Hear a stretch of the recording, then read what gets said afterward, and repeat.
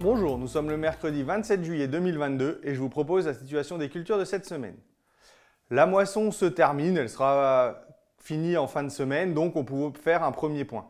En ce qui concerne les escourgeons, les rendements ont été très hétérogènes en fonction des types de sol notamment, donc les rendements vont de 50 à 110 quintaux.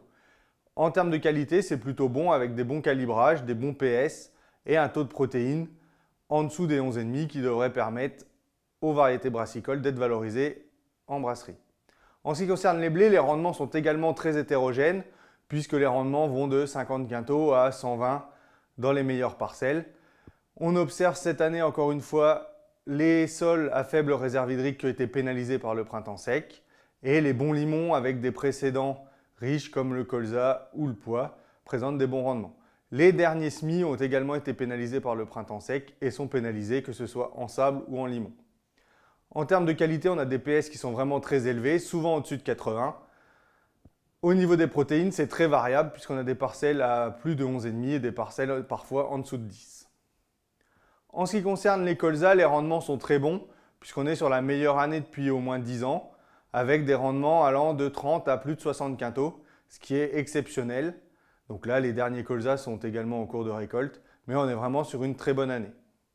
En ce qui concerne les orges de printemps, c'est beaucoup plus décevant puisque pour les semis de fin février, début mars, les rendements varient entre 45 et 70 quintaux pour les meilleures parcelles. Les semis du mois de décembre sont un peu meilleurs avec des rendements qui montent jusqu'à 75-80 quintaux.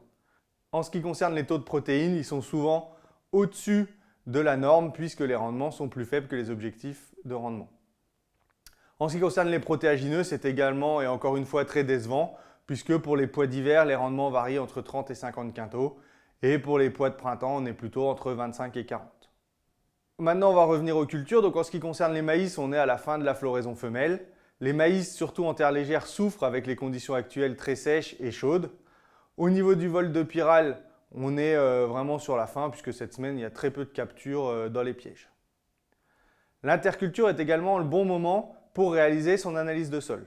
Donc si vous souhaitez réaliser une analyse de sol, il faut le faire avant les apports de matière organique. En ce qui concerne les prélèvements, donc on va prélever dans une zone homogène de la parcelle, la plus représentative. On va réaliser un cercle de 8 mètres de diamètre où on va prélever 15 carottes de la hauteur du travail du sol.